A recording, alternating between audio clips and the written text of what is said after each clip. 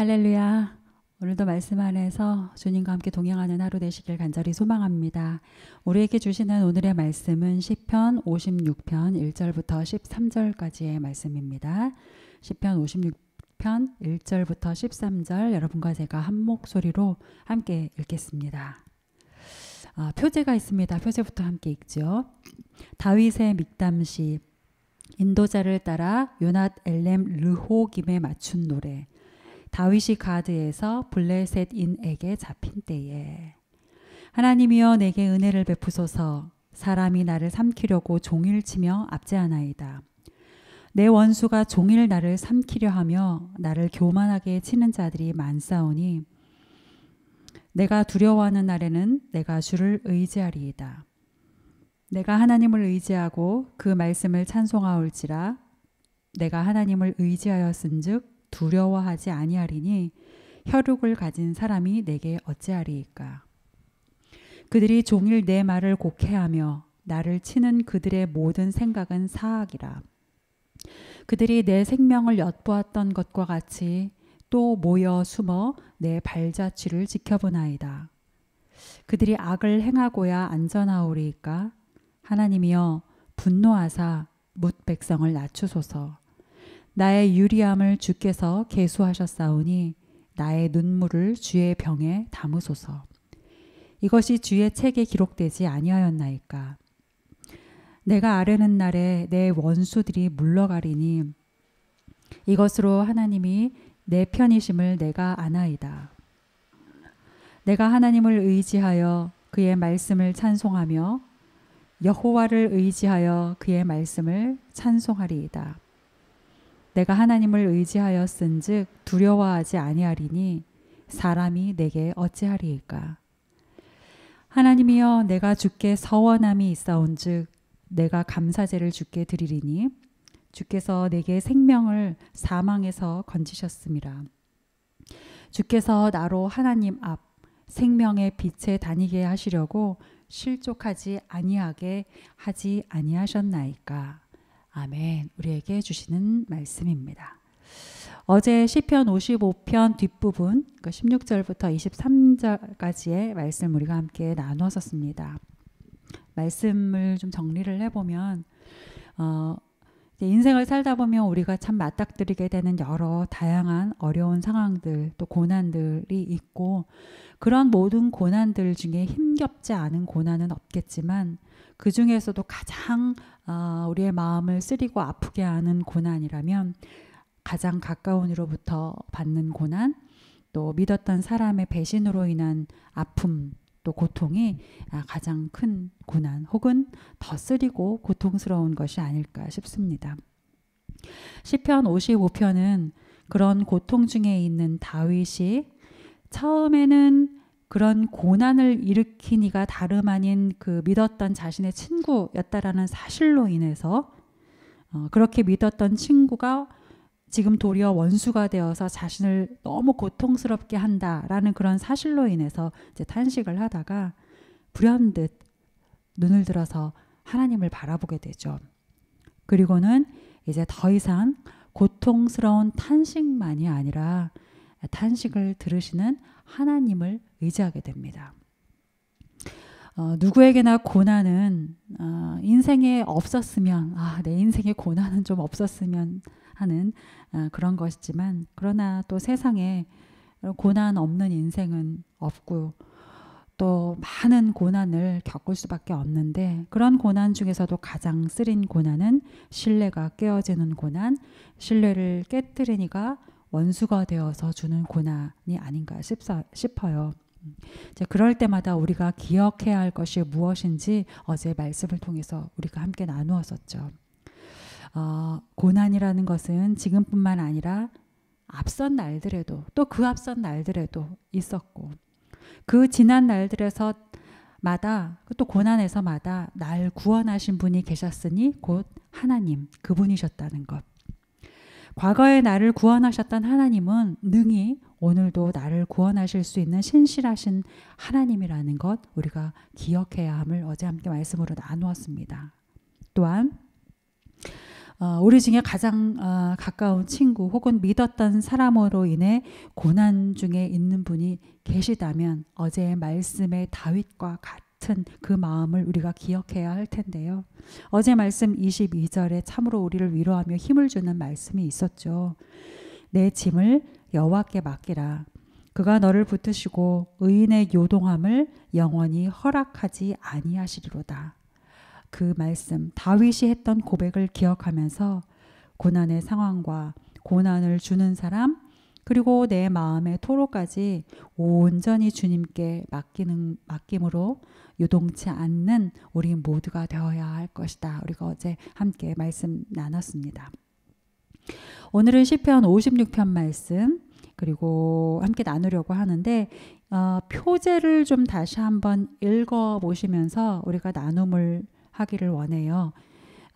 표제를 통해서 이 말씀의 이제 시편의 배경을 좀 우리가 더 깊이 이해할 수 있고, 배경을 이해하면 한 구절 한 구절의 그 고백의 깊이를 또 우리가 이해할 수 있게 되겠죠. 표제는 이렇게 되어 있습니다.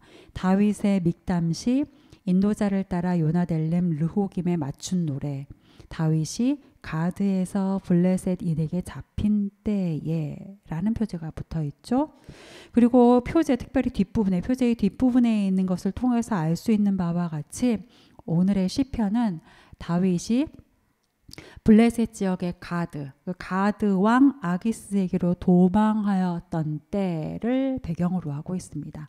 성경으로 하면 사무엘상 21장 10절부터 15절까지의 사건을 배경으로 하고 있는 그러한 상황에서의 다윗이 지은 시인 거죠. 다윗이 처한 이 상황, 블레셋 지역 가드 왕 아기스에게로 피했던 때의 이 상황을 여러분 좀 이렇게 다시 한번 기억을 해보시면, 혹은 오늘 이 말씀 이후에 한번 다시 한번 그 사무엘상 21장의 본문을 좀 읽어보시면 더 깊은 은혜가 될 텐데, 배경을 좀 한번 더듬어서 우리가 기억해 보죠. 요나단에 의해서 이제 사울 왕이 다윗을 죽이기로 결심했다라는 사실이 명백하게 드러나게 되잖아요. 그리고 요나단은 이 사실을 친구 다윗에게, 사랑하는 다윗에게 전달을 하죠. 참 심히 의심스럽기는 했으나 그러지 않았으면 했던 사실이지 않습니까? 믿고 싶지 않았던 사실이지 않습니까? 또 절대 그래서는 안 된다고 생각했던 일이었는데 그것이 사실이 되어버리자 요나단은 슬프고 다윗은 두렵게 됩니다. 그래서 요나단과 이별한 다윗은 이제 바로 도피길에 오르게 되죠. 그런데 이제 그가 도피길에 처음 들렸던 곳은 높 땅이었어요. 당시 노베에는 많은 제사장들이 거주하고 있었는데, 그 사무엘상 더 오래전에 그 블레셋이 공격하였을 때 그 법궤를 빼앗긴 사건이 있었잖아요. 그때 법궤를 빼앗기고 실로가 파괴되었을 때에 당시에 제사장들이 그 상황을 피하여 이주해서 거하고 있었던 것이 바로 이제 높 땅이었던 거죠. 그렇다면 이제 다윗으로서는 이제 선지자 사무엘과의 깊은 관계도 있고 하니 하나님의 사람들인 제사장들, 이 제사장들이 모여있는 높 땅으로 가서 그들에게 도움을 청하면 도움을 받을 수 있지 않을까라고 좀 기대를 했었을 것 같아요. 예. 그래서 다윗은 높 땅 제사장들에게로 가고 그곳에서 마침 제사장 아히멜렉을 만나죠. 그리고 그의 도움을 받습니다. 제사장 아히멜렉이 허락을 해주어서 거룩한 떡까지 먹을거리로 받아요. 그리고 그 후에 다윗이 아히멜렉에게 묻죠. 여기 혹시 창이나 칼이 있습니까? 하고 묻죠. 아마도 다윗은 이제 사울 왕이 곧 자신이 도피했다라는 것을 알고 자신을 죽이려고 찾아올 텐데, 그렇다면 창이나 칼이 꼭 필요했을 거라고 생각했을 거예요. 그런데 그런 생각으로 아히멜렉에게 물었고, 또 마침 그곳에는 다윗이 소년이었을 때에 물리쳤던 누구죠? 골리앗의 칼이 그곳에 보관이 되어져 있었습니다. 그래서 제사장 아히멜렉은 그 칼을 내어주죠. 다윗도 흡족해하면서 그 칼을 챙겨가요. 바로 그 일이 있었던 다음에 이어지는 상황이 오늘 이제 이 시편의 배경이 되는 사건이에요. 다윗이 블레셋 가드왕 아기스에게로 도피하는 상황이죠. 여러분 잘 아시는 것처럼 다윗이 가드왕 아기스에게로 도피해 가서 어떤 상황을 겪게 됩니까? 다윗은 가드왕 아기스에게 도움을 받을 수 있을 것이라고 생각을 하고 아마 기대를 하고 갔었을 거예요. 왜냐하면 가드왕은 사울의 적이고 또 사울은 현재 나의 적인 상태이니 세상의 법이 이게 있잖아요. 적의 적은 나의 편.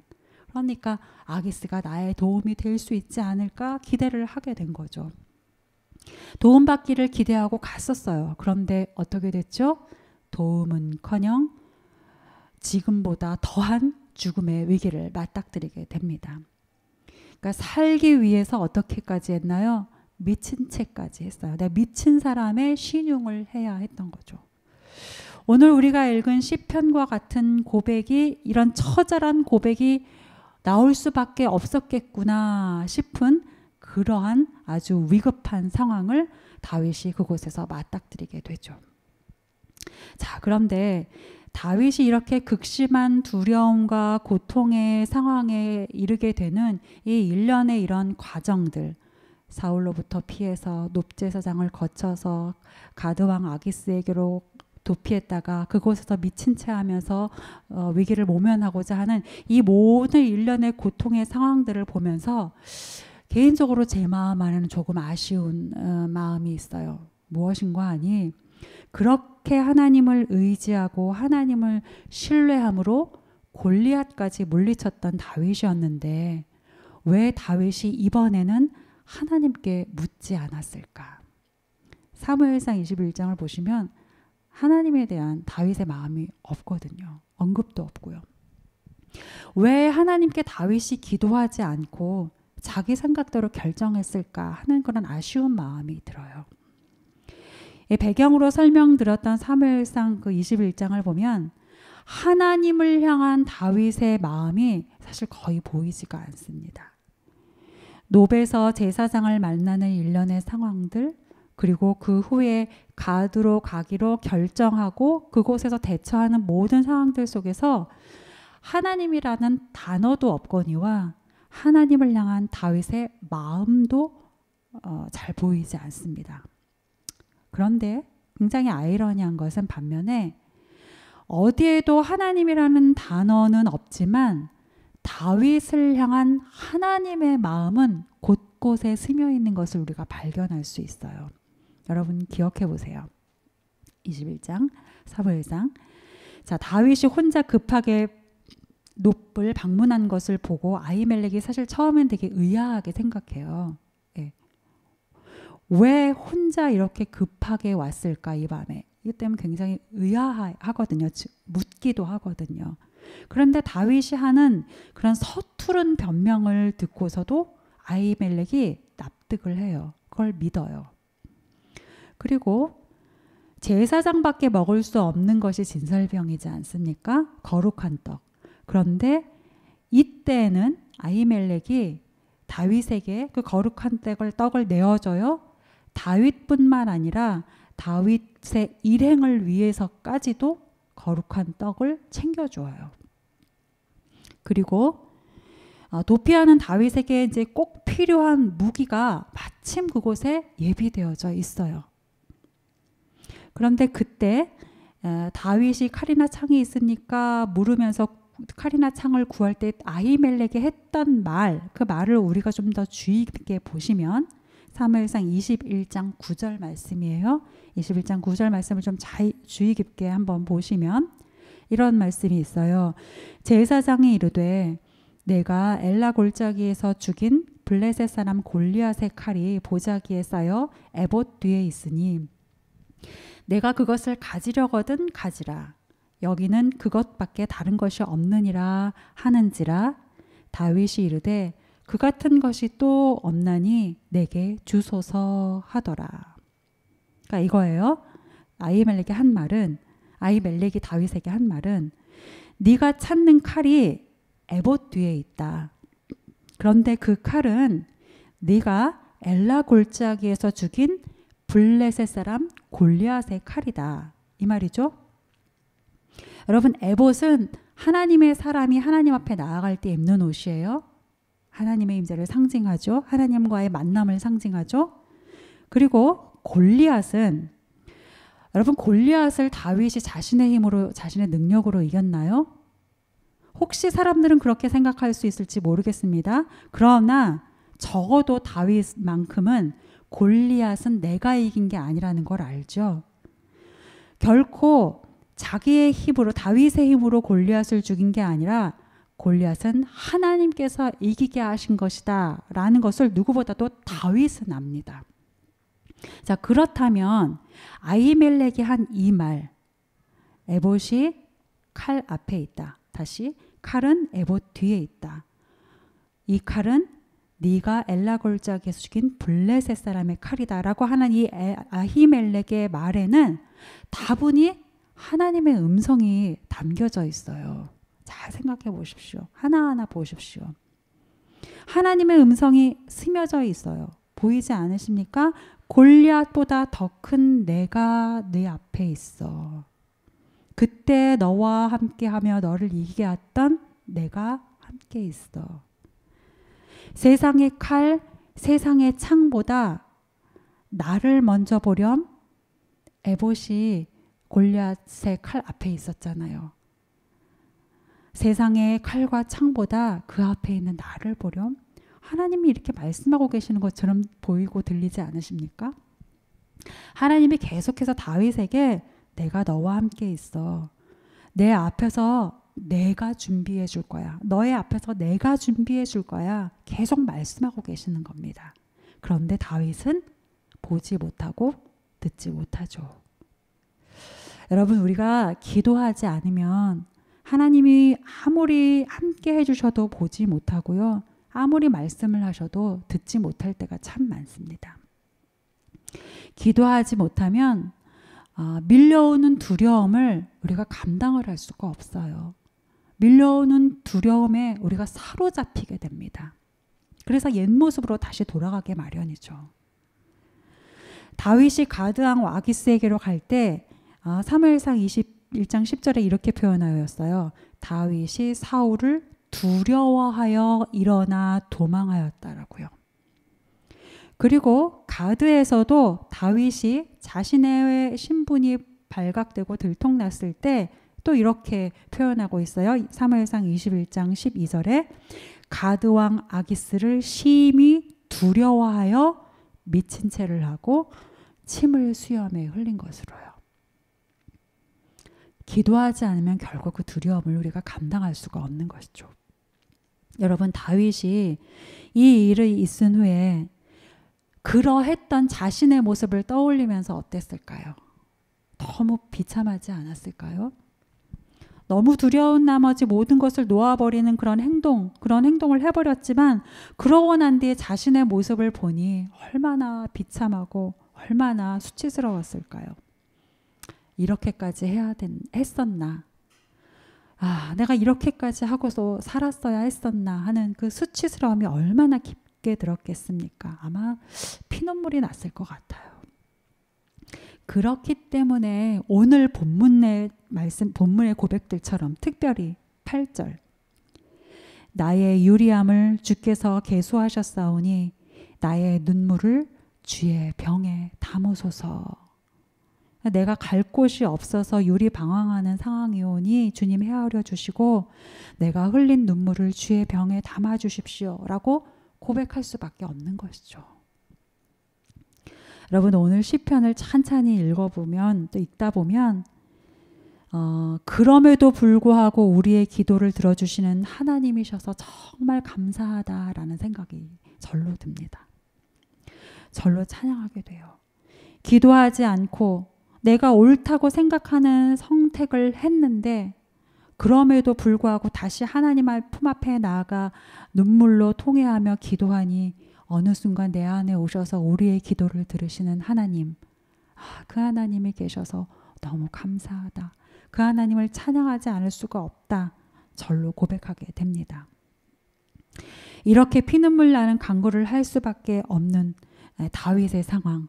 여러분, 혹시라도 우리가 기도하지 않고 절망에 사로잡혀 이전과 같은 결정과 선택을 한다면 다윗이 흘렸던 이 피눈물을 우리는 피눈물 흘리지 않으리라고 어떻게 장담할 수 있겠습니까? 또 그렇게 생각하면 등골이 서늘해지죠. 오늘 시편의 말씀을 또 다윗의 탄식을 잘 기억하시면서 회한의 고백이 아닌 확신의 고백과 찬양을 올릴 수 있는 저와 여러분의 인생이 되기를 간절히 소망합니다. 오늘 이 시편 말씀을 읽다 보면 반복되는 구절이 있어요. 4절 말씀과 10절부터 11절 말씀이에요. 4절 말씀, 내가 하나님을 의지하고 그 말씀을 찬송하올지라. 내가 하나님을 의지하였은즉 두려워하지 아니하리니 혈육을 가진 사람이 내게 어찌하리이까. 10절부터 11절 말씀, 내가 하나님을 의지하여 그의 말씀을 찬송하며 여호와를 의지하여 그의 말씀을 찬송하리이다.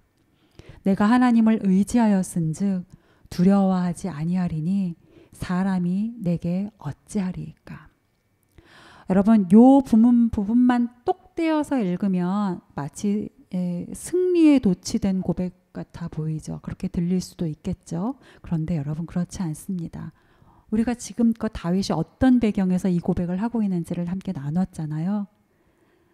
이 고백은 승리에 도취된 자의 노래가 아니고요. 기도 없이 내가 생각하는 대로 따라갔다가 내가 예상했던 대로 기대했던 대로 결정했다가 오히려 그것이 나를 더 피눈물 나게 하는 잘못된 선택이었구나 하는 것을 깊이 깨달은 자가 하는 회한의 고백인 것을 여러분 기억하시길 바랍니다. 간절히 소망합니다. 기도하지 않으면 모든 게 두렵고요. 두려우면 자칫 내 방식 또 세상의 말을 따라 결정하게 됩니다. 그 끝이 어떠한 것인지는 오늘 우리가 이 다윗의 고백을 통해서 너무나 절절히 느끼고 알게 되죠. 바라기는 모든 것 앞에서 기도하였던 다윗의 그 이전 모습을 우리가 기억하고 그 이전의 다윗의 모습을 우리가 다시 회복하여서 눈물과 회환이 바뀌어 소망과 찬양이 되는 오늘 하루를 살아내는 저와 여러분이 될 수 있기를 간절히 소망합니다. 오늘 시편의 말씀 기억하면서 함께 기도하시겠습니다.